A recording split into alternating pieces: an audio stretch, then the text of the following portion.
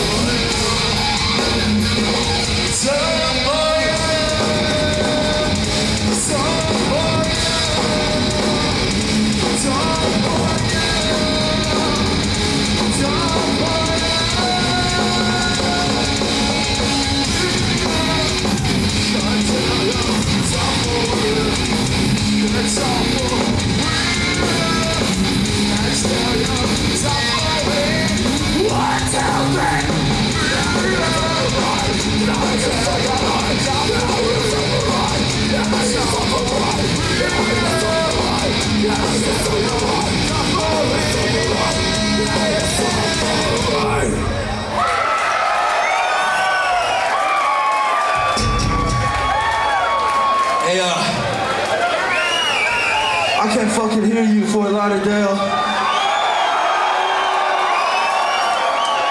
I said I can't hear you, Fort Lauderdale! I want to take a second to thank the other bands tonight. Everybody give it up for 1 minute silence. Next up, to our brothers from Brooklyn, Biohazard in the motherfucking house tonight.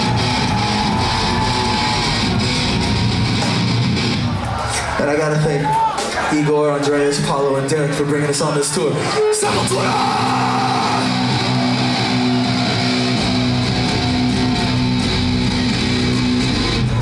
We're a band called Spineshank. We got a record out right now. It's on Roadrunner. Go out and steal that motherfucker. We ain't making no money. The song's for the ladies. It's called Detached.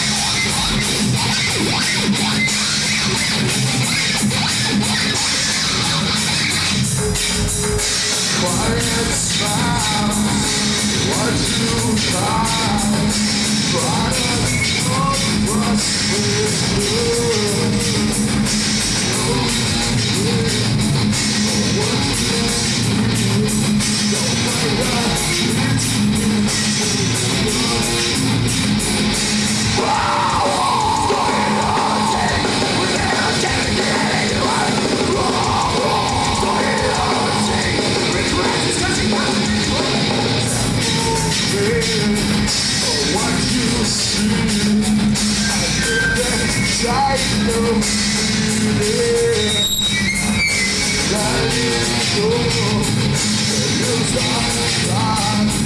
That's really rough for another tale for you.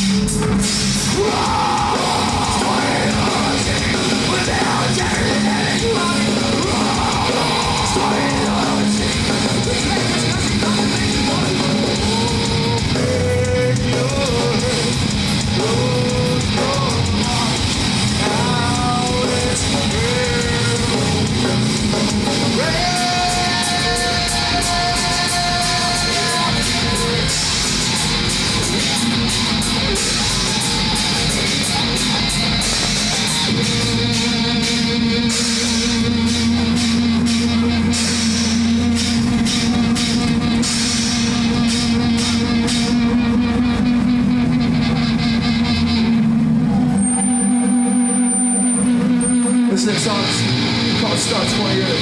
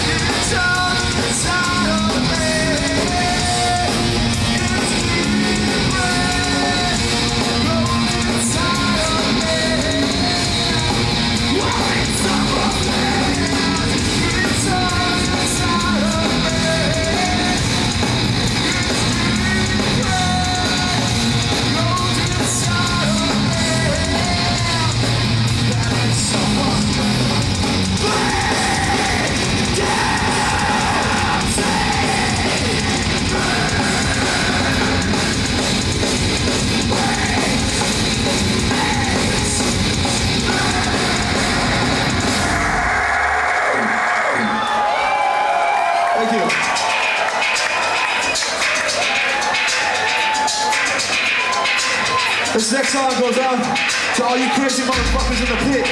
Wanna get used and abused from that side to that side and back again. This song's called Stay.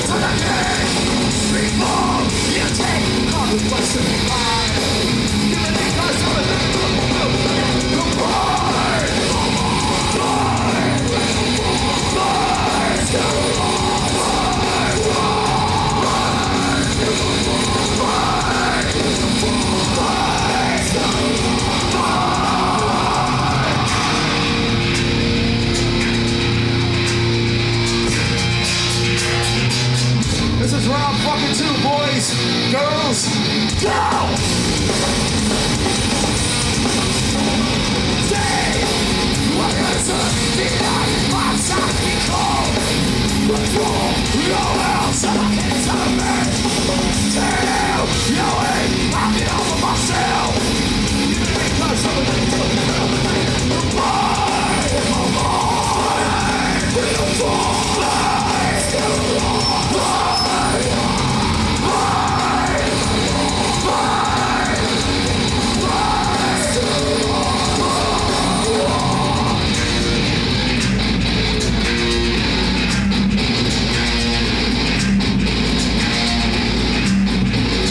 Start the machine! Start the machine! Start the machine! Start the machine! Start the machine!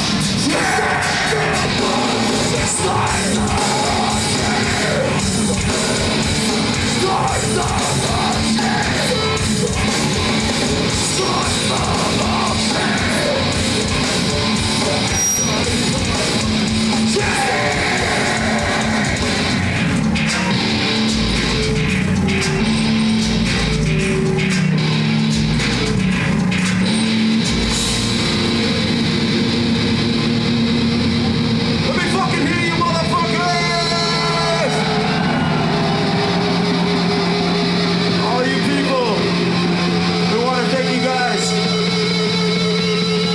We're Spineshank.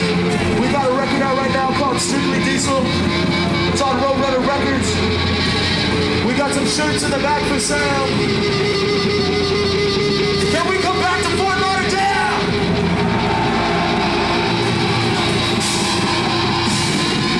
This is our last song for the night. It's called Detached. Bounce to this.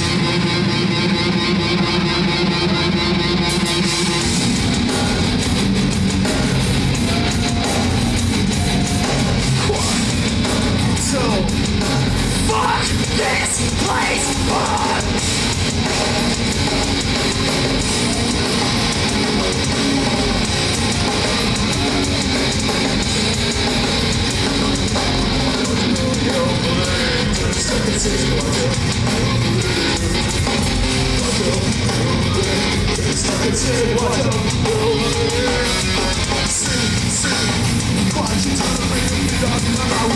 Bring my ability to maintain 2020 vision of myself.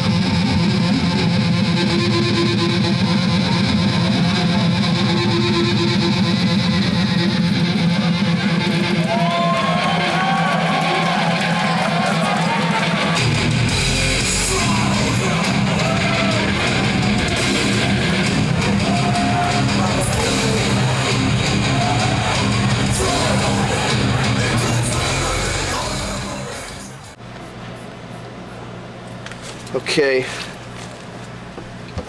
Alright. We're here with Mike from Spineshank, guitarist. Could you please introduce the band and all the members? And this is an interview for the people in Chile. To all the people in Chile, what's up?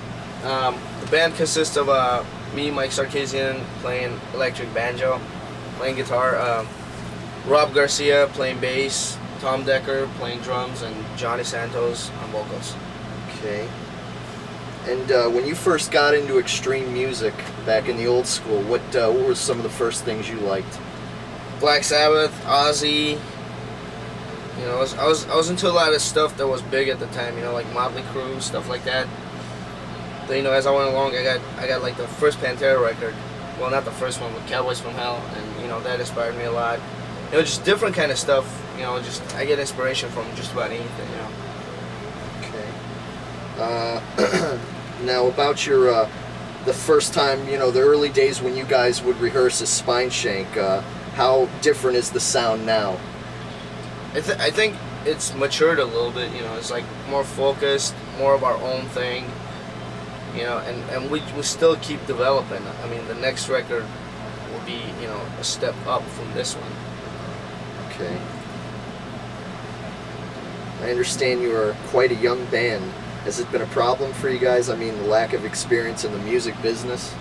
Lack of experience is not really the right thing to say, because I mean, we've been doing this for so long.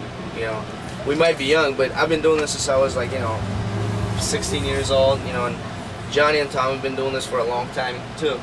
So, lack of experience in the music business, that's a different story, because we're new to the whole business side of things. You know. So there is kind of a lack of the business side? Or? Yeah, but I mean, we adapt to things real quick, you know. Yeah. And, you know, I mean, yeah, there was a lack of experience, but we're learning as we go along, you know. And you said this when you were like 16 then? I've been doing this for a long time, you know. Okay, how old are you now? I'm 22. 22. Okay. What kind of shit do you hate in the music business?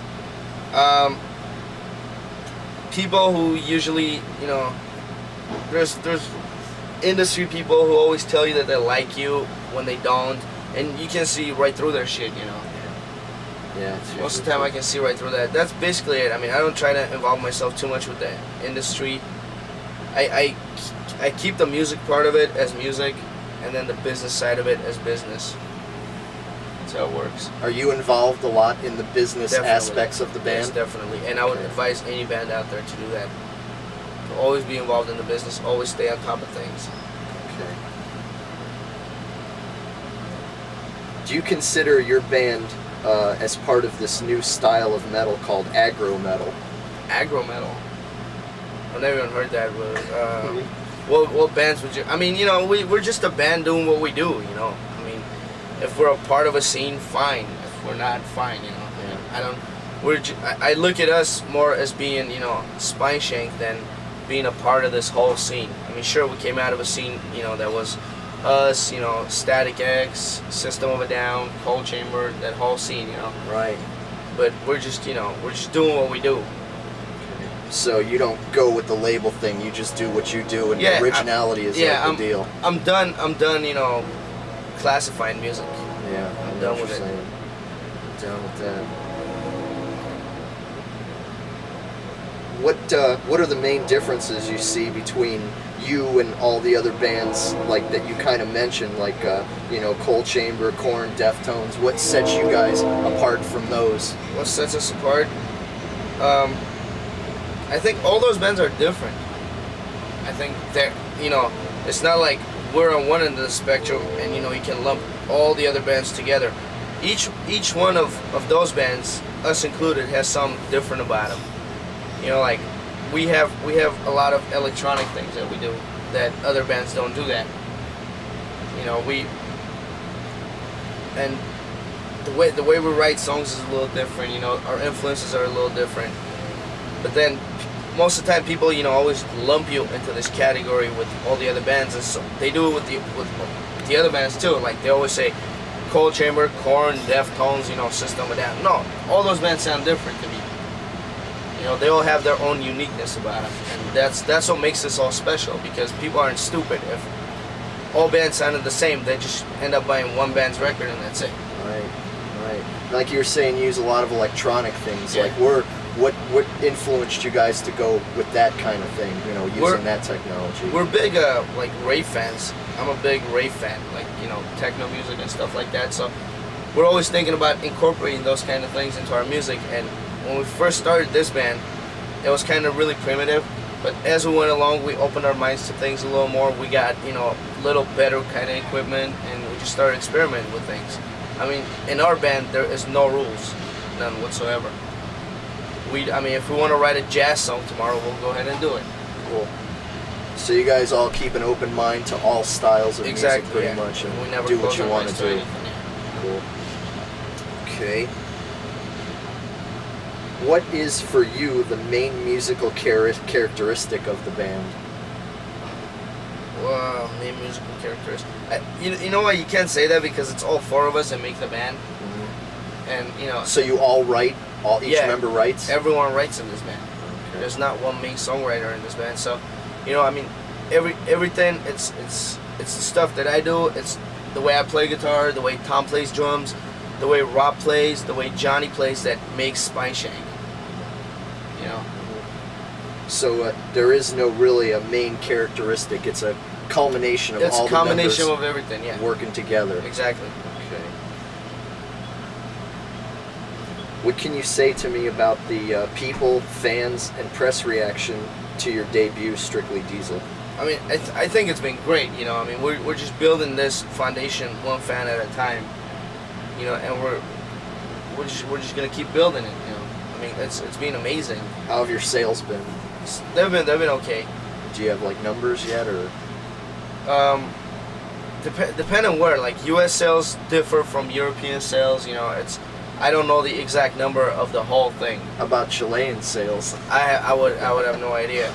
Okay. All right. But so all the press reviews have been pretty positive. Yes, we've gotten a lot of positive reviews. Fan reaction has been amazing. Yeah. Just playing shows, opening up for bands like Fear Factory and Sepultura. Just seeing the kids go nuts for a band that they've never seen before. That's amazing. Yeah. That's good. Okay.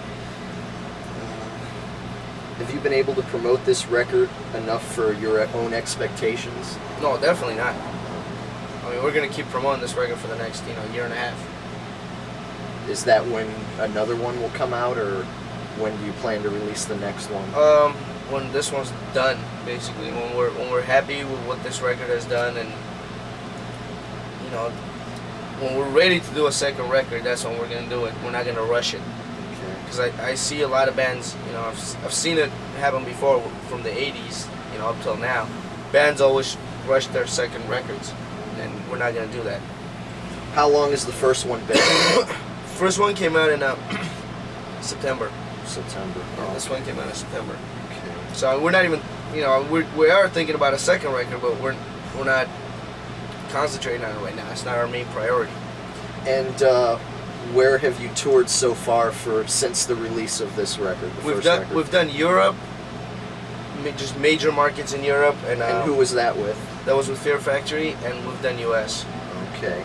And then where do you go after US? We're gonna just keep doing the US till beat the hell out of it, and we'll probably go back to Europe again. Hopefully South America, hopefully Australia. We'll see what happens. Maybe Chile? I hope so. I'd love to go all over the world. Right. I understand Dino Cazares from Fear Factory was one of the main supporters of your band. How did this friendship come about? Friendship came about, I knew who Dino was, and when our first tape came out, when our first demo came out, I handed him a demo one night, and me and him started talking, and it just kind of snowballed from there. He's helped us out a lot. But there's a lot of misconceptions about people thinking that Dino got us signed. Dino signed us. Sorry. And, we established a relationship with Roadrunner, and that's how that happened. Dino introduced us to Roadrunner. So I just wanted to make that clear. So who was the one in your band that knew him, on a personal level? Oh, it was you? Yeah, well, all of us know on a personal level. Oh, okay. But I was the one who started the relationship with them. Oh, okay. So you've always been like a Fear Factory fan? Oh, all of us have. Brujeria? Yeah, of course. Brujeria. Of course. So you toured Europe. Tell me about it. Like what cities, what countries, how many dates? We did about 22 dates in Europe. It was in we did Denmark, Sweden, Germany, France, Holland, Belgium, England, and Scotland. No Ireland? No, we didn't do Ireland. We didn't do Spain. We didn't do Portugal. We didn't do Italy. You know, the south of Europe is actually where I wanted to go a lot. Yeah. But you know, it was insane. It was to go to the other side of the world and have people just their response was amazing, and they had our records and they knew the lyrics to our songs, and it was just like mind blowing. I was like, what the fuck? How did this happen? But I guess the world travels fast. Yeah, definitely the music scene, and for good bands, definitely. And you went there with Fear Factory. Yeah, it was us, Fear Factory, and a band called Kilgore. Oh, Kilgore. Yeah, they're good friends of ours. Yeah, they're Really real good good friends bands. I love Kilgore. And you said that was what, 20 dates, 28 dates? There were 22 dates. 22 dates. It was just the month of December. Oh, just the month of this Yeah. past December of Yeah. '98. Mm-hmm. Okay. Tell me about the current tour with Sepultura and Biohazard. Tour's almost over. Today being what's the date today? Today's 18th? 17th. 17th? Yeah. Oh, No, the 18th, the 18th, right? Yeah. Today 18th. being the 18th. We're done on the 20th. Oh, okay. And the tour. I mean, it's been a really mellow tour. It's kind of like a family vibe going. Everybody helps everybody out. We always hang out with each other, all bands. Our friends. Just a really fun tour to do. Everybody gets along. Yeah, everybody gets along. Okay, cool. I was playing, soccer with the guys in Sepultura. It was just fun. Cool. So it's been with Biohazard as well? Yeah. Oh, okay. What cities, like what are some of the memorable shows in what cities thus far in the U.S. have been really like the kick-ass? The big cities are, big cities, but one of the weirdest shows we played was in a place called McAllen, Texas. Yeah. Which is right by the Mexican border, Right and down there. it was nutty. I guess if people like you there, they throw cups of beer at you. And we step on stage and we're playing, and it was just beer, cups of beer just flying everywhere. And I just came off stage drenched in beer. Wow. That was one of the most memorable shows. So that was good then. They liked you. That was killer. Yeah. That meant they liked you. Cool. LA show was a little nerve-wracking, because it's home. Right. Well, What are you nothing gonna like do? a hometown crowd. Exactly. So I'm sure that one went real well, huh? Yeah, but it was like, it was just family there. Oh, okay. Everyone's families were there. You It don't was want to be just nutty. saying, you don't want to be saying too much bad Yeah. stuff. So, what about like like you just go through like Arkansas or Nebraska or Montana or Utah? Weirdest place we played was actually it wasn't on this tour. It was on a tour we did on our own. It was in a place called Clinton, Iowa. Right, Clinton, Iowa.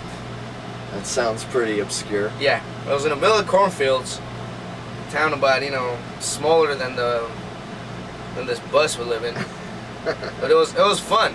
That show was fun. I mean, we played a lot of shows. Like one of the most memorable shows we played was the one in Paris. That was nuts. That was like it always have a special place in my heart. Really? That show was just crazy. Really? People going off? Yeah, the most. it was just insane. Wow. I mean, Paris was nuts. London was nuts. I'm trying to remember what else.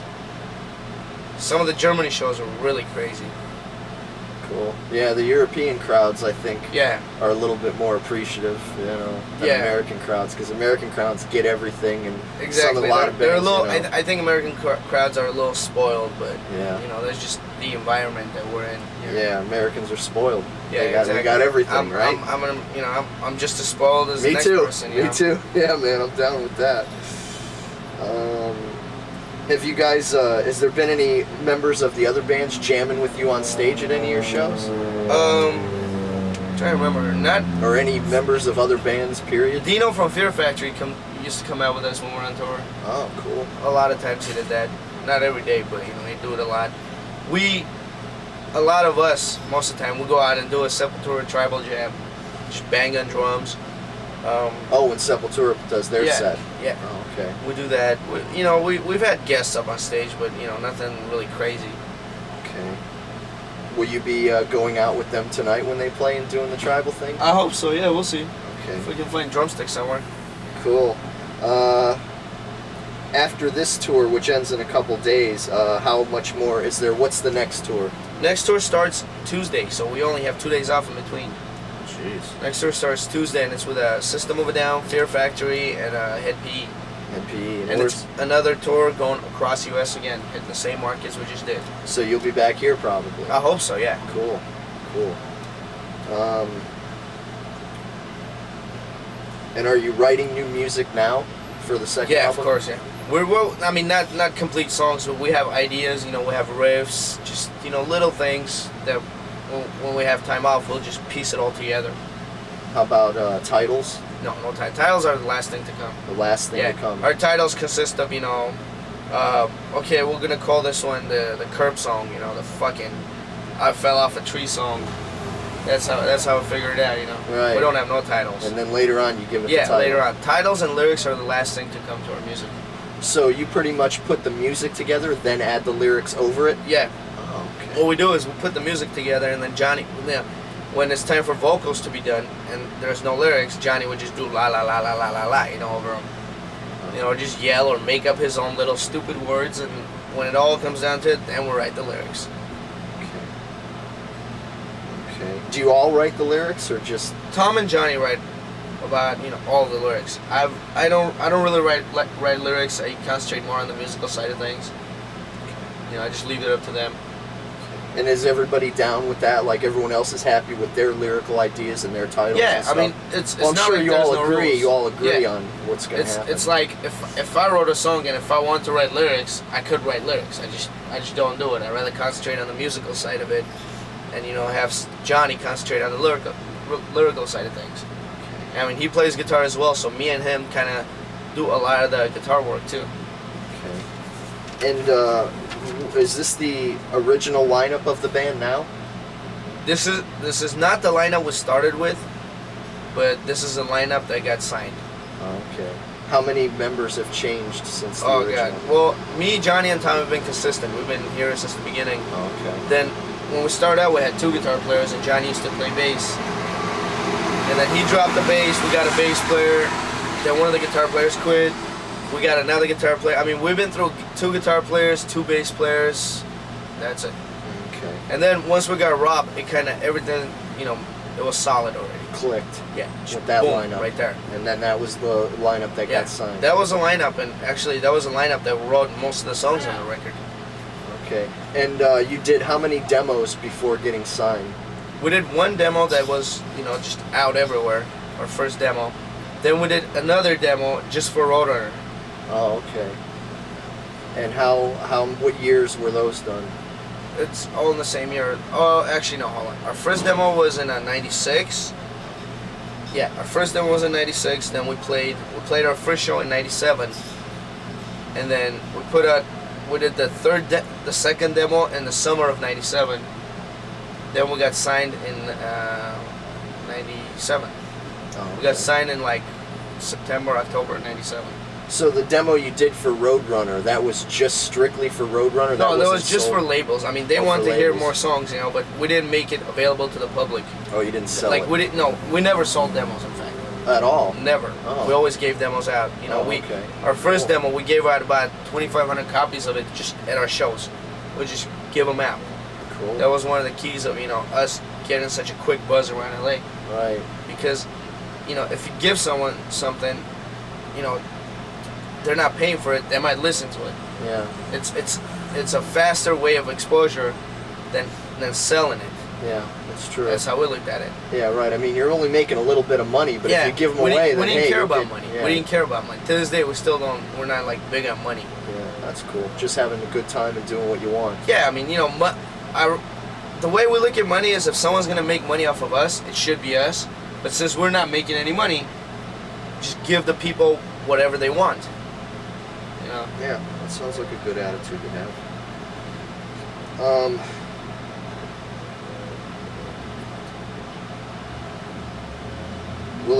will it be quite different, or will keep the vibe of the band? I guess he means, are you gonna be changing style at all, you know, as you continue, or will it be the same basic vibe that you're going with now? Musically, you mean? Mm-hmm. I don't think we'll stay the same band we are, because that's just taking a step back. Right. So we're gonna keep growing. I mean, we know, you know, it's not like we're gonna change drastically, but I think it'll be more. It just be this record on steroids. Right. I mean, just a better version of it. I hope, you know. Right. We're just gonna keep growing, keep experimenting, keep getting new ideas. You know, that's how it works. I mean, there's only certain bands who stick within their own style and make it. Bands like AC/DC, they always, you know, they can always do the same thing over and over, but it's always refreshing. Right. But we kind of like bands like Sepultura, who grew with every album. Every album was different. Right. You know, that's the kind of bands I have a lot of respect for. Bands like Faith No More, you know. Right. Just those bands were amazing to me. Okay. All right. Tell me about the deal with Roadrunner. How they, what do you mean the deal? Well, how many albums? You know, how many albums? We have a 6-album deal with Roadrunner. Okay. And how did it come about? Actually, it was Kevin Estrada, who was a West Coast A&R guy for Roadrunner. He was a West Coast A&R guy for Roadrunner, and he started coming to our shows, listened to our demos. We gave him the second demo, and we thought they wanted us to make another demo, and they were gonna finance it. So he took us to dinner, and we're thinking, okay, maybe we'll, you know, scratch up a $500 or so just to do a demo with. And he says, screw the demo, I'm gonna sign you guys. And that was it, you know. But most bands, when they get signed, they go straight into the studio. We didn't do that. We waited 7 months, wrote most of the record, then went into the studio. Okay. All right. Can you close the interview by giving us any opinion regarding anything we didn't touch upon in this interview? I think the interview was pretty good, actually. It was one of the best ones I've done. Cool. Okay, and now for the final ID. I'm going to get out of the way here, and let me get the camera centered on you a little better. And I want you to say I'm in your name, and you're watching Grinder Home Video. Okay. Wait. Okay, go ahead. Yo, this is Mike from Spineshank, and you're watching Grinder Home Video. Boom! Was that good? You want me to do another one? That was good. Yeah, you know what? Wait, let me fade this back in, and we'll do one more just in case the guy